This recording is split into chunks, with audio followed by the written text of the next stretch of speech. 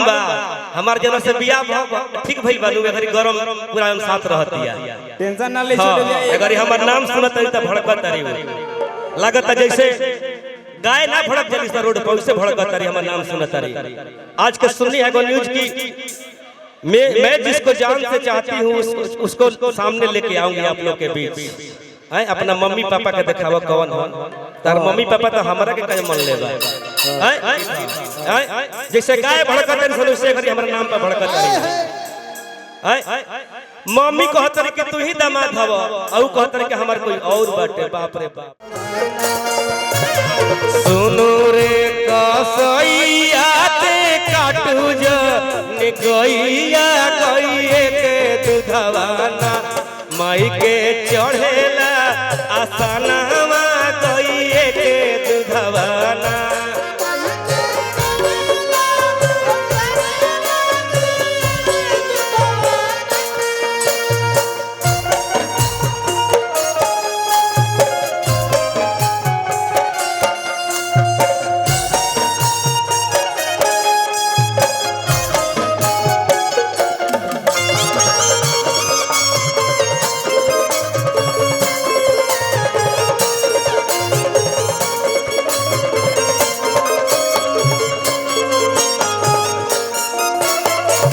मिल जानी कर भैया गंगा जी के पनिया इहरे पनिया ना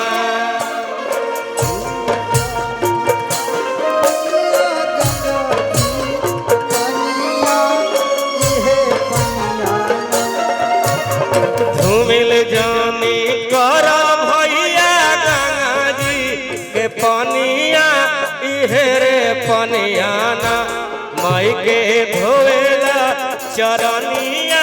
इहे पनियाना माई के धोएला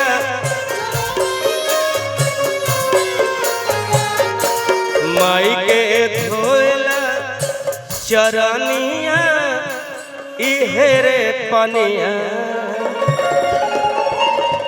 बोला शीतला मैया की एगो गीत हम सावन के महीना में अंजनी भैया गईले रहे बड़ी देर से सुने के बाद बड़ी देर से छोटू छलिया माई माई माई चिल्लाइल बड़े मम्मी मम्मी तले पापा होने से अइले है पीछे से पापा के जगह के बाद पापा त्रिशूल लेके अइले है अब बेटा ठेका देले है त्रिशूलवा लेके ऐसे बेटा जब सही बड़ा खाली मम्मी मम्मी माई माई कहले बड़ा भाई पापा कहां गेले तहारा कहां गइले पापा के भूल आ गइल कौन पापा और त्रिशूल लेके कौन पापा अइले है आ गए हैं भोलेनाथ जी आ ठेका दे बेटा ए गब हमरा गीत त ठेका दे त्रिशूल ठेल दम चल जेबे नीचे छोटुआ कलसा गीत के भाव लागल भैया भाव लागल कैसे कैसे हो कि नहीं हमरा से भंगिया पिसाई ओके हां नहीं बैला के डोरी खिंचाए। सावन महीना के गीत रहे अंजनी भैया हम गए रही और नेहा निष्ठा जी गाई थी अगर हमार नाम सुनत रही तो भड़कत तारी लागत जैसे गाय ना भड़क जली सा रोड पर उससे भड़कत तारी हमर नाम सुनत तारी। आज के सुननी है न्यूज की मैं जिसको जान से चाहती हूँ उसको सामने लेके आऊंगी आप लोग के बीच। अपना मम्मी पापा के दिखावा कौन हो तार मम्मी पापा तो हमरा के कहे मन लेबा लेकिन गीतिया को भाई कौन लागल गीतिया के भाव माता जी कि नहीं हमारा से भंगिया पिसाई नहीं बैला के डोरी खिंचाए ये हम नेहा निष्ठा कहता रही चप्पल खोल दे लोग कि जानी नहीं हर सभापतिया बोल के चप्पलवा नीचे ही खोल दे तू सभापतिया बोल के तब छोटू छला कहले हां छोटू छलिया का हाय हाँ हाँ कैमरा वाले भैया लोग के मसाला चाहिए तनी मने मिल गइल ना नेहा निष्ठा जी गावल गीत था हाँ नेहा जी के गावल गीत था, छोटू छलिया के गावल गीत था। जैसे गाय भड़कत है उससे हमारे नाम पर भड़कत है। मम्मी कहत रही कि तू ही दामाद हव और कहत रही कि हमार कोई और बाटे। बाप रे बाप, हम ना मने मैना जी के बात में, मैना जी के बात में आ जाइए, शिव शंकर भोलेनाथ के बात में आ जाइए। कैसे कि नहीं हमारा से भंगिया पिसाई, नहीं बैला के डोरी पिसाई,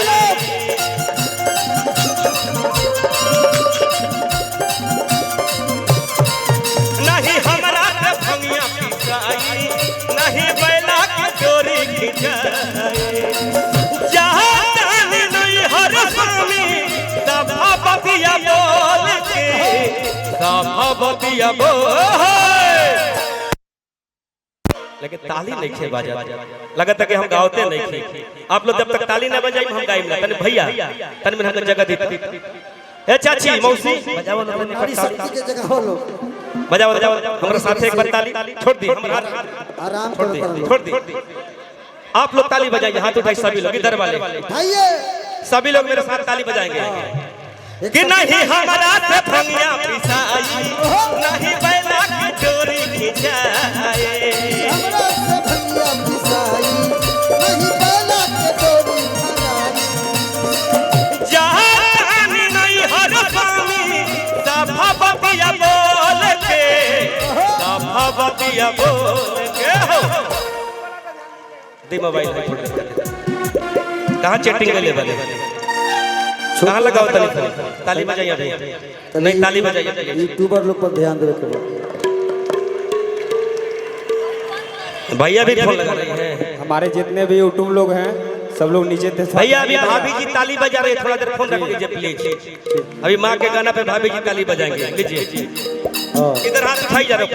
उठाइए पीछे सभी लोग। अरे नहीं हमारा से भंगिया पिसाई, नहीं बैला की डोरी खिंचाई,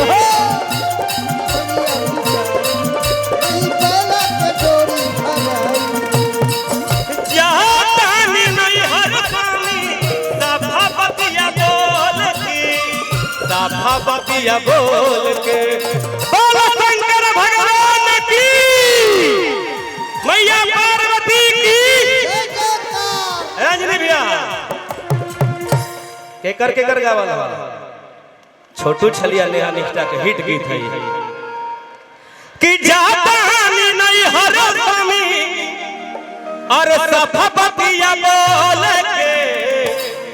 सभापतिया बोल के। वाह मौसी वाह, हाथ उठाओ और बड़ा हाथ उठाओ। काहे लटकइले बाड़ी, काहे लटकइले बाड़ी, गौरा अपन लोल के, गौरा अपन लोल के, तनिया सफांगिया पी याद हमके झोल के, तनिया सफांगिया पी याद हमके झोल के।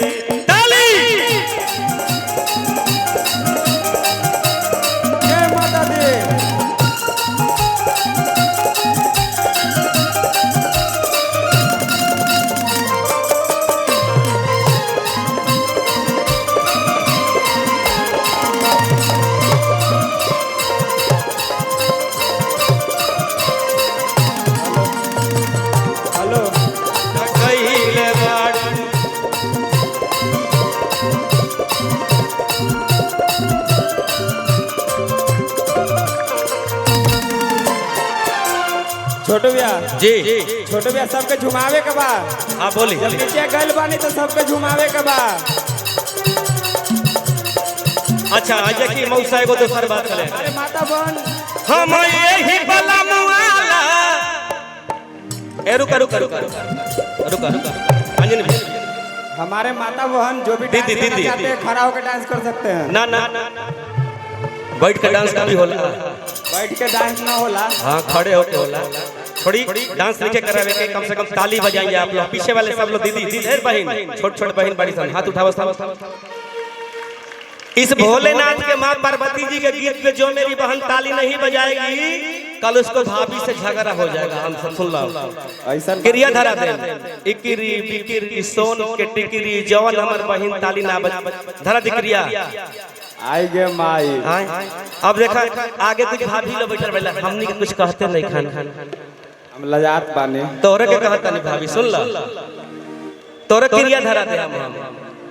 तार देवर बातें न मनी पति तो मानते नहीं खन देवरो न मनी परेशान हो जी बुझो समझ ला अरे मौसी केने बिया मौसी ते बजा कगो पतो बड़ी खाली ताली बजावे में बिया नाचे में बिया नहीं। के गो पतो बड़ी सर एगो बक बक हम बिया खाली अपन मेहरुआ के तोरे भी रख दे हम दुगो हो जी हम मैडम के बिरिया छोड़ा तो मौसी के सेवा करे पड़ी ना। मालूम बा हमार जना से बिया ठीक भइल बानू घरी गरम पूरा हम साथ रहतिया टेंशन ना ले छोड़ बिया एक गली में बिया कराए कैसे कि हम यही बलानु वाला के तना पे कइनी है सभे हम के समझैला से ना समझ पैनी है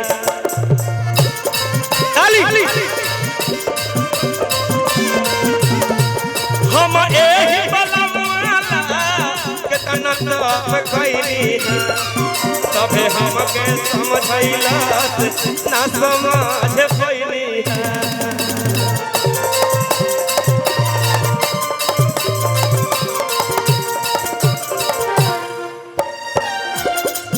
अरे तो जहानी नहीं हर स्वामी आँख लाल करी न कहे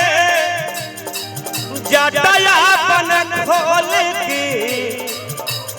जटया अपन खोल के काहे लटकैले बाड़ी काहे लटकैले बाड़ी गौरा अपन लोल के गौरा अपन लोल के दानिया सफाकिया पी याद हमके खोल के दानिया सफाकिया पी या अंजनी भैया भैया ए जे गीत के भाव लागल मास्टर जी कैसे लागल है अल्लाह खिंचा ला गीत के भाव लागे एगो अम्मा जी रही हिल के लेखा मौसी लेखा भाड़ा भक देलसी मौसी का भकलस भाड़ा के हे माई हे दुर्गा माई ए साल में अगर हमार नाती एगो जगह हवा नाती हो जाए कि ना तो हम मैहर जाके चुनरी चढ़ाई भाड़ा भक देली सुन ली हलो नहीं हर जौना देवता के भाड़ा भखे के चाहिए उनकर भाड़ा उतार देवे के चाहिए ना तो बड़ी दिक्कत होला जिसे छोटू छलिया के नाम पर ले आइली वाली 100 रुपया देवे के तो दे दे हम ना तो लेके जाई आ पूरा पर्स में गिर जाई जन्म रखे अपने पैसा बा हां ऐसे जेकर जौना भगवान के भाड़ा भक देखा मुंह से निकलला बे पैसा नहीं खी मतलब कहनी है हम बात अब देखो तो कहला पैसा निकाल लगा तो तुम लोग के बोलत नहीं ऐसे दे दे चलो ठीक अब तहरा और पैसा में बढ़ोतरी होके चल ये कर लेकिन भाड़ा भखली है 2 बरस हो गई नाती के जाटा हते हते हो गई गोदी में खेलावा तरी कहत का हमर बाबू आ हमर नाती ओहो पतो हो जा चावल बिनत रही चावल वाला बिनत रही हल्का घूंघट टन ले रही अपना सास के देखली है कि हमारा बेटा के खिलावा तरी फटाक से ना हाथ धो के खींच हटी हटी होने हटी हटी हटी हटी हटी हटी हमारा बेटा के मत खिलाई याद बा कुछ और बा कोनो बात याद बा रहुआ ए हमर बाबू ए हमर चुमा तनी कावे से ए भाड़ा भकले बन जन याद बा कली है कि सुनी ए साल अगर ना जाई मैहर तो हम चल जाई मैहर अपना माई के साथ टिकट कटा के माई के दरबार हम चल जाए माई अच्छा हेलो हेलो जब नैहर से जाई तरा उरे शिकायत होई कि बतावा एक ससुरा वाला कैसन बड़ा सन भाड़ा हो जा भखाइल नैहर से मैहर लोग जाई लेकिन प्यार से कलसिया भाव लागल कैसे हो बाबू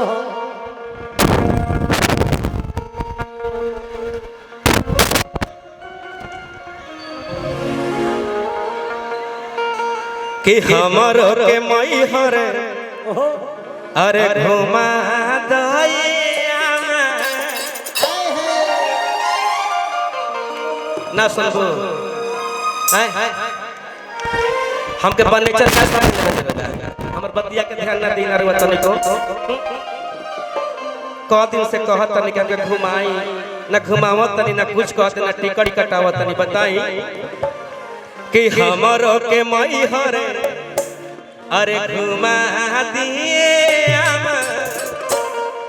देवी जी से दर्शन करा दिए देवी जी से दर्शन करा दिए हमरो के नहीं हमरो के मई हर हमरो के मई हर घुमा दिए आमा ए आमा जी सुनत नहीं तनी को समझ में आवत खाली हंसता नहीं है कि हमरो के मई हर अरे घुमा दिए आमा देवी जी से दर्शन करा दिए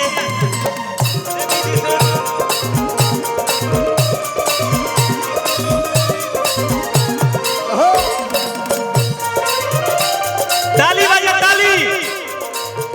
ए दीदी उठाओ हाथ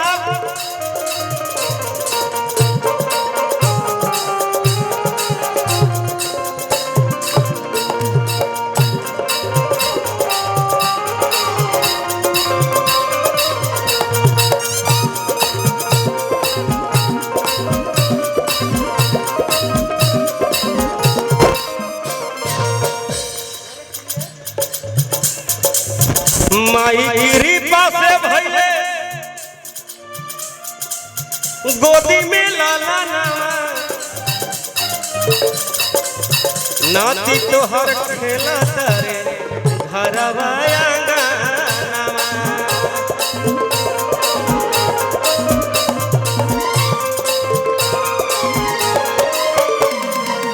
माई कृपा से भइले माई कृपा से भइले गोदी में लाला ना नाती तोहर खेला तारे घरवा आंगना ए अंजनी भैया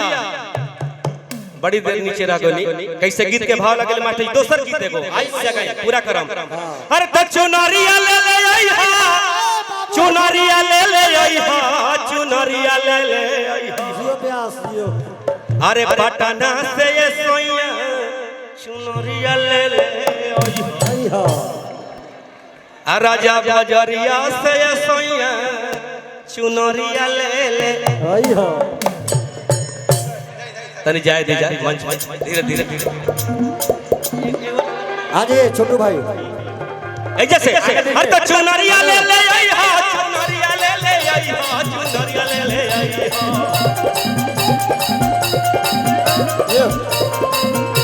चुनरिया ले ले आई हा चुनरिया ले ले आई हा चुनरिया ले आई पटना से ये सोइया चुनरिया ले ले आई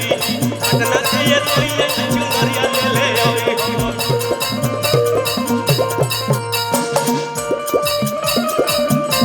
वाह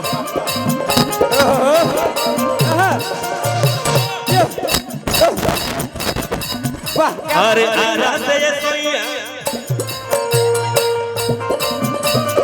साइड हो जाइए आने दीजिए आने दीजिएगा थोड़ा साइड हो जाएगा भैया आने दीजिए उनको हाजीपुर से ले आई हा केला के खवा दिया छोटू भैया आ जाइए ऊपर में साइड हो जाइए भैया आगे से साइड हो जाइए स्टेज पे आने दीजिए अरे जोड़ा नरिया रवा भाई पटना से मंगाई छोटू भैया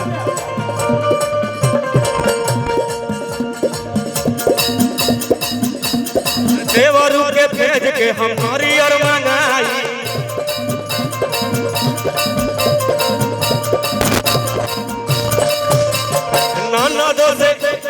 नाना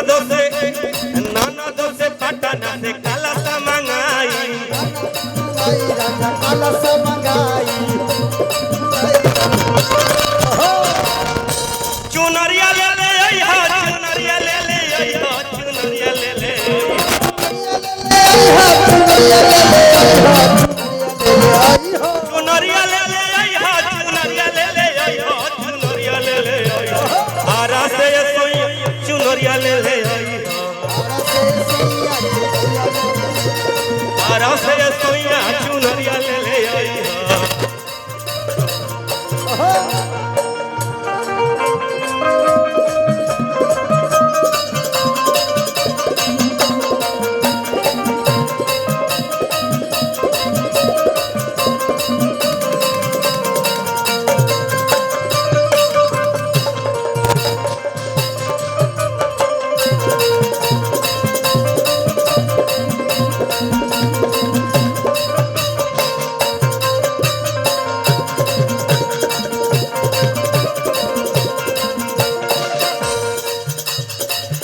से दीघा घाट से गंगा जी के जलवा मंगाई जलवा मंगाई सैया जलवा मंगाई ओहो यह दीघा घाट अंजनी भैया सब चीज के समय पर अच्छा लगेला समय पर का कहल बा का सूरज के रोशनी अच्छा जाड़ा के महीना में बढ़िया लगेला गर्मी में बड़ी खराब लगेला बहुत गरम वही तरह बाढ़ आई रहे तो गंगा जी के सब लोग तो का गंगा जी का कहनी सब लोग को डुबा देनी अब नवरात्र आइल बा तो पानी लेवे के फेरा मेरा सब लोग कैसे ऐसे गीत के भाव लगे आओ में आओ बा अरे दीघा घाट से गंगा जी के पानिया मंगाई पानिया मंगाई सैया पानिया मंगाई बाबनू से कही के हम पाठ करवाई पानिया मंगाई राजा पानिया मंगाई बांस घर से गंगा जी के पानिया मंगाई बाबनू से कही के हम बाबनू से कही के हम पाठ करवाई पाठ करवाई सैया पाठ करवाई ओहो और तो चुनरिया ले ले आई हो चुनरिया ले ले आई हो चुनरिया ले ले आई चुनरिया ले ले आई हो चुनरिया ले ले आई हो चुनरिया ले ले आई आ राजे ये सोया चुनरिया ले ले आई हो आओ पटना से ये सोया चुनरिया ले ले आई हो पटना से ये सोया चुनरिया ले ले आई हो पटना से ये सोया चुनरिया ले ले अंजनी भैया समय के देखते हुए समय के गाना चेंजिंग में आ गया कैसे भाव लागल गीत के मास्टर गंगा जी के बाद आ गई छठ के महीना छठ के दिन बाद एक बाद छठे